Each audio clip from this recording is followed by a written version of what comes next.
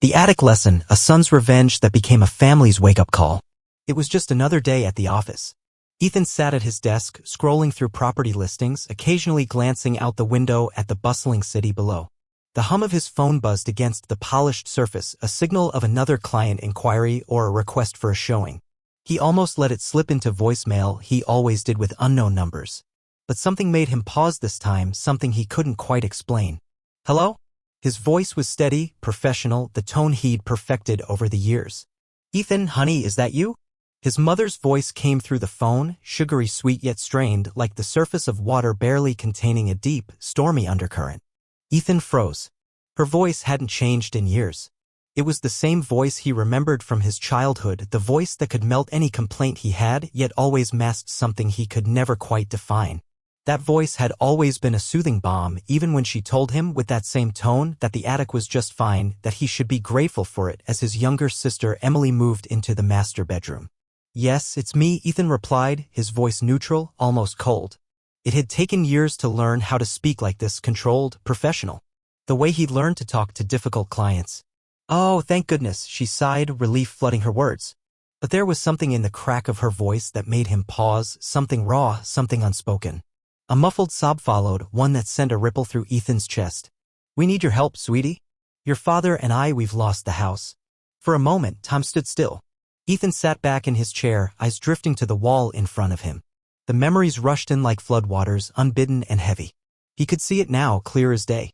Himself, a 12-year-old boy, standing at the bottom of the attic stairs, clutching cardboard boxes filled with what little he had left. The musty smell of the attic, the dim light from the single bulb dangling above, the constant drip of the roof leaking, even in the dead of summer. And through it all, the memory of his parents, so convinced of their own righteousness as they sent him up there, out of sight, out of mind, while Emily was given everything. Everything. But now here they were, calling him, asking for help. The irony was suffocating. He breathed out slowly, steadying himself. The old anger, the old resentment, flickered to life, but he buried it deep. I'll see what I can do, Ethan said, his voice calm, as though he hadn't just been transported back to that very attic. Ethan closed his eyes, and for a fleeting moment, the sharp buzz of his phone disappeared. He was back there, 12 years old, standing in the living room of his childhood home. His parents had gathered everyone around for the family meeting. Mom, always wearing that practiced smile, Dad, ever the silent force with his arms crossed in judgment, and Emily sitting there with that look on her face, the look she always had when she knew she was getting something more than him. Now that Emily's getting older, Mom had said, that sickly sweet tone coating every word, she needs her own space to grow into a young lady. Ethan's chest tightened as the words echoed in his mind. His parents' eyes shone with what they believed to be rationality, as though they were doing him a favor. Emily, only 2 years younger, was getting the master bedroom. He was being told to move to the attic, a space so small and cramped it felt like a punishment. But no one ever called it that. It's actually bigger than a regular room, his dad had said, as if somehow that would make everything okay. You should be grateful for the extra space. The words sounded rehearsed, like a script they'd been reading from for years. Grateful. That was the word they kept tossing at him. Grateful for an attic that leaked every time it rained, an attic with a slanted ceiling where he could only stand upright in the middle of the room. Grateful for a room with a window unit that worked only when it felt like it, leaving him sweating through sleepless summer nights or shivering through bone-chilling winters. Meanwhile, Emily's room? Freshly painted in her favorite shade of lavender, with new furniture, a soft rug beneath her feet, and a view of the garden that Ethan had once claimed as his own. And when she complained about the old carpet, it was replaced within days. No one ever asked him if he wanted something new. No one asked if he wanted a bed that didn't sag under his weight or a space that didn't make him feel like he was living in a corner of their lives that didn't quite matter. He'd asked once, just once, why she couldn't take the attic instead. His voice was small, unsure, but his parents' reaction was immediate. Don't be difficult, Ethan, his father snapped. This is what's best for the family. He remembered feeling his stomach twist, the knot of helplessness tightening in his chest. He wasn't difficult. He just wanted fairness. But fairness, it seemed, was never meant for him. And that realization hurt more than anything. Ethan had been labeled difficult for simply objecting, for wanting a room that didn't make him feel like a second-class citizen in his own home. His parents, always the picture of calm, had spun a story for the neighbors, telling everyone that Ethan was going through a phase, that he was difficult and needing space. But they never mentioned the truth that they had taken the space meant for him and handed it to Emily, who was too young to understand how their actions cut him. Before I share what happened next, the moment that changed everything, I want to connect with you, my amazing viewers. Where are you watching from? Drop your country's flag in the comments below. And if you've ever fought for something that meant everything to you, hit that like button, because trust me, this story is only just beginning. Ethan sat back in his chair, the phone still pressed to his ear. His mother's words echoed in his mind, the desperation in her voice drawing out a strange mixture of emotions within him. We need your help, sweetie. We've lost the house. The years of resentment came flooding back, the endless nights spent in that damn attic, the cold floors, the leaky roof. The memories of being shoved into a cramped space while Emily basked in comfort and luxury, all while being told he should be grateful. The words his parents had used so many times, this is what's best for the family. Ethan gritted his teeth. He had worked hard to get where he was, to build a life far removed from that cramped, musty space. He could hear his mother's voice trembling now, but there was no sympathy in Ethan's heart. Only a cold determination. I'll help you, he finally said, his voice calm, steady. The professional tone he had perfected over the years. But it won't be easy. I'm not going to make it comfortable for you. The silence on the other end was deafening before she spoke again. We can make do. We just need somewhere to stay. Ethan knew exactly what he was going to do. This wasn't just about helping his parents, this was about forcing them to feel what he had felt for years. He would help them, but he would make sure they understood the price. The decision was made. The next day, he sent them the address to his newly renovated home. He had spent months transforming the property, investing every penny he had earned. It was stunning, a symbol of everything he had worked for. But it wasn't the house he wanted them to focus on. No, he had something else in mind. He would lead them to the attic. The same attic that had shaped his childhood, the same attic where he had learned the lessons of isolation and neglect. When his parents arrived, their old, worn car pulling into his driveway, Ethan watched from the window of his pristine living room. His father was struggling to park, his hands shaking ever so slightly. It was a small thing, but it reminded Ethan of how time had worn them down. His mother had aged, her once perfect hair now streaked with gray. They had both come from a place of authority, but now they were the ones who needed help. He couldn't help but feel a surge of satisfaction. He greeted them at the door, offering a smile that didn't quite reach his eyes. Welcome, he said coolly, stepping aside to let them in. His mother's eyes widened as she took in the beauty of his home. It's beautiful, she said, her voice tinged with awe. It is, Ethan agreed, his voice neutral. But you won't be staying here. The confusion was clear on their faces as he led them past the guest room, past the elegant dining area, down the hall. He didn't pause when they glanced toward the door to the guest bedroom where they no doubt thought they would rest comfortably. Instead, he kept walking, his footsteps echoing through the silent house. Where are we going? His father's voice was low, cautious. You'll see, Ethan replied, the edge of his calmness almost too sharp. The words hung in the air, thick with tension. He reached the hallway, stopping in front of a pull-down ladder. His parents paused behind him, unsure of what was happening, but Ethan could feel the weight of their curiosity pressing in. He grasped the cord, pulling it down with a soft creak. The familiar, musty scent of the attic hit him immediately. His gaze flickered upward as he heard the groan of the old stairs descending. The years of memories surged forward again, but this time he wasn't the one climbing them. You've got to be kidding me, Emily's voice broke through the silence, sharp with disbelief. She had arrived, of course, trailing behind them with her usual smug look. She had to see this. It's not so bad, Ethan said, his voice devoid of emotion. You'll barely notice it. It's bigger than a regular room. His words fell into the thick air of the attic where everything seemed frozen in time. The insulation he had installed years ago was still there, but the roof remained just as leaky as it had been. The one-window unit perched precariously in the corner was just as temperamental as ever. And the leaks, he had carefully positioned buckets in the same spots he'd placed them all those years ago. It was the perfect mirror of his childhood, only this time it wasn't his suffering. It was theirs. Ethan watched as his father's face shifted, the recognition dawning slowly. His mother's eyes darted around the room, searching for any sign that this was some kind of joke. But there was none. Only the same cramped, uncomfortable space that Ethan had called home for so many years. I don't think this is, his father began, but Ethan cut him off. The attic is perfectly fine, Ethan said, his voice cool and steady. I've put in some insulation and the window unit works. It's bigger than a regular room, isn't it? His father's face flushed with the realization. He opened his mouth to speak, but nothing came out. You were a child when you lived here, Ethan, his mother finally said, her voice trembling. This isn't fair. Is it fair that I was made to live here while Emily got the master bedroom? Ethan asked, his tone rising just slightly. You told everyone I was being difficult, that it was just a phase. Do you remember that? The silence between them was thick with regret, but Ethan wasn't ready to let it go just yet. He needed them to truly understand. He needed them to feel what he had felt all those years ago, the weight of the decisions that had been made for him, the isolation that had shaped him. Ethan, his father said quietly, his voice tinged with a mix of frustration and resignation. We didn't realize. I know, Ethan interrupted, stepping back toward the stairs. But now you do. And this, he gestured around the room, this is where you'll be staying.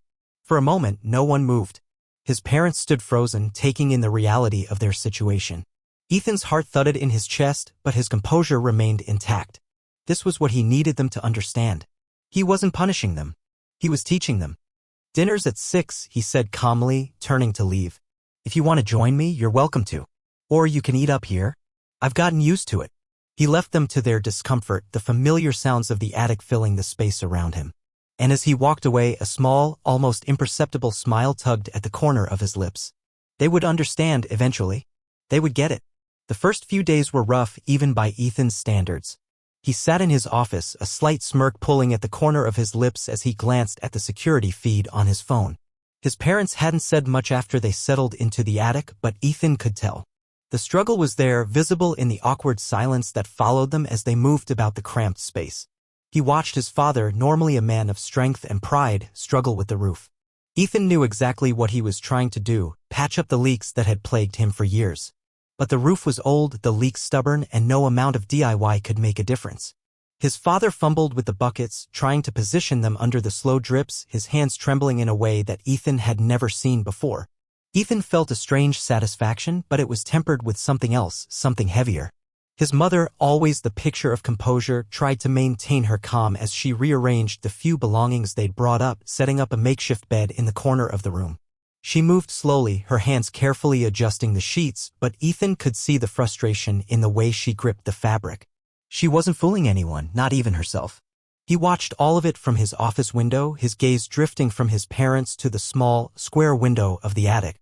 His house was large, clean, and well-maintained, everything he had worked for. But the attic was a stark contrast to it all. The peeling paint, the leaky roof, the sagging beams, it was everything he had been forced to endure for so many years. Emily arrived the following afternoon, her car pulling into the driveway with all the grace of someone who expected their visit to be a simple formality. Ethan didn't even need to see her to know she would be the first to arrive. It was always Emily, always the one who thought she understood but never truly did. Ethan, this is ridiculous, she said as she walked through the door, her voice high with disbelief. She was always so quick to judge, so quick to point out flaws, but when it came to the truth, she never wanted to look. Mom and Dad can't live like this. It's inhumane. She walked past him without so much as a glance, heading straight for the stairs. Ethan didn't stop her. He had learned long ago that some battles weren't worth fighting. Instead, he followed her quietly, his footsteps muffled by the thick carpet. Emily's eyes widened as she reached the top of the attic stairs.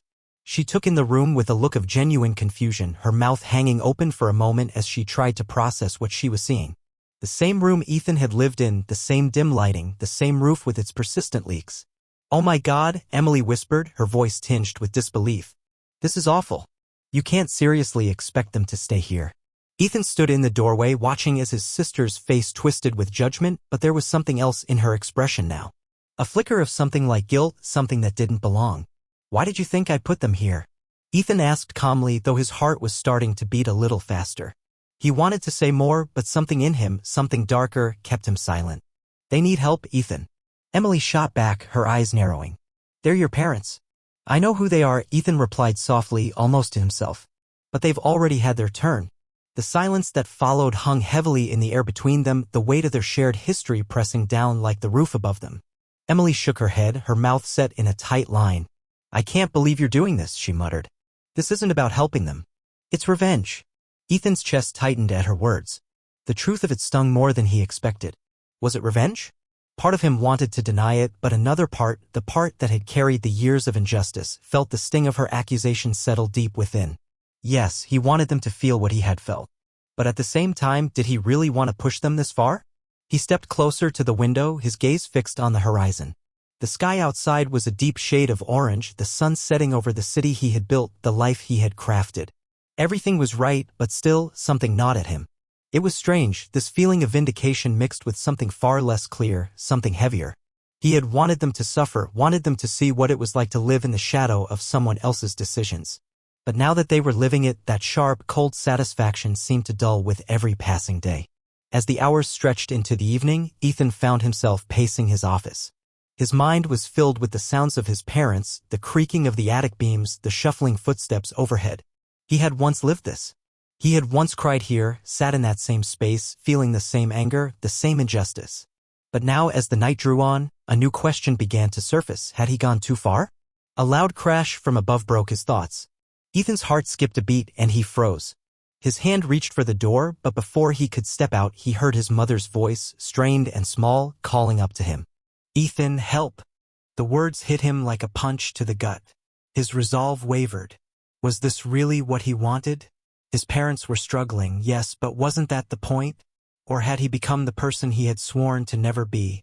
The one who would push too far, who would let his anger cloud his judgment. Ethan stood at the base of the stairs, his hand gripping the railing. He had come so far, fought so hard to build his life, but the cost of it all suddenly seemed higher than he had ever imagined. He had given them a taste of what he had endured, but now, as the evening wore on, he began to wonder if they would ever truly understand, or if the damage had already been done. The storm hit harder than anyone had expected. The wind howled outside, bending the trees in the yard as the rain came down in sheets, battering against the windows. Ethan stood in his office, the soft glow of the desk lamp casting long shadows over the room.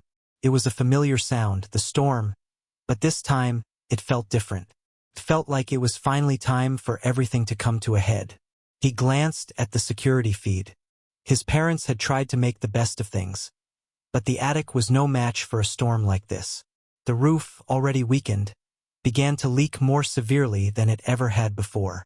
The sound of water dripping echoed through the house, louder than the storm itself. Ethan could almost hear the frustration and helplessness in their movements as they scrambled to put out more buckets, desperately trying to contain the flood of water. He could see them from the corner of his eye, his mother standing by the window, her face pale, her fingers pressed to her lips as she watched the rain fall relentlessly. His father was no longer trying to fix the roof. He was simply watching the leaks. His face darkened with the weight of years of unspoken regret. And then, as if to punctuate the moment, Ethan heard it. A sound he hadn't heard in years. A sound that cracked the coldness that had built up between them. His mother's sobs, muffled but unmistakable, broke the silence of the attic. The sight shook him, not because he didn't expect it, but because, for the first time, he realized just how much they had failed him. Ethan stood still for a long time, watching them, the full weight of the moment pressing down on him. He had spent years waiting for them to understand, to see what he had gone through. But now, with them in the attic, trapped by the same conditions he once endured, it was clear. They had finally learned the lesson. It was time. He left his office without another thought, walking through the house, his footsteps muffled by the thick carpet as he made his way to the attic. His heart was heavy with the words he had been holding back for so long. When he reached the top of the stairs, his father turned to him, his eyes clouded with frustration and something else, something more vulnerable. "Ethan, he stopped himself, unable to finish, the words caught in his throat. Before Ethan could respond, his mother spoke, her voice broken. "We were wrong," she whispered, the tears now evident in her voice. "We were wrong and we didn't understand. We didn't understand what it was like for you. We thought we were doing what was best. But we didn't see how much it hurt." Ethan stood silent, his chest tight as he let the words sink in. It was all he had wanted to hear, but now that they had said it, it didn't feel as satisfying as he thought it would. There was no victory in this, no triumph, just the quiet acknowledgement that they finally saw the pain he had carried for years. "I know you didn't," Ethan said, his voice steady, though his heart was anything but calm. "But you do now, and that's what matters." His father's shoulders sagged as if a weight had been lifted from them. "I'm sorry, son," he said, his voice rough with emotion. I should have known better. I should have listened. Ethan nodded, but he didn't speak right away. Instead, he turned and led them out of the attic. The sound of their footsteps echoed behind him, heavy with the knowledge of what they had just admitted. At the base of the stairs, Ethan paused. I've prepared something for you, he said quietly, his words carrying a weight they hadn't before. Something better than this. He guided them to the back of the house, to the guest house he had prepared months ago, one that was designed for comfort and warmth, a place where they could truly feel at home. He stopped at the door and turned to them. This, he said, his voice softer now, is where you'll stay. It has everything you need, working AC, no leaks. It's not the attic, but it's yours if you want it. His mother's face crumpled, and she reached for him, tears streaming down her cheeks. Thank you, she said, her voice barely a whisper. Ethan looked at his father, who was standing silently, his face a mask of disbelief. We'll take care of it, his father said finally, his voice steady but thick with emotion. We'll start over. We'll make it right. Ethan nodded, his heart still heavy but a little lighter than before. I know you will, he said. The key to the guest house felt heavy in his hand, but it was a weight he could carry now. As they stepped inside, the warmth of the guest house surrounding them, Ethan took a step back and watched them settle in. It wasn't just a gesture of forgiveness. It was a moment of growth, a step away from the anger that had driven him for so long. Before he turned to leave, he glanced back one last time. His mother and father were sitting together, the silence between them different now. Less tense, less filled with guilt. They were starting over, in a way, with a new understanding of what it meant to be family. Sorry doesn't fix things? Ethan murmured to himself, as if reminding himself as much as anyone else. But it's a start. And for the first time in years, Ethan felt like he could finally move forward, leaving behind the past that had once defined him, and stepping into a future where empathy, not revenge, would guide the way.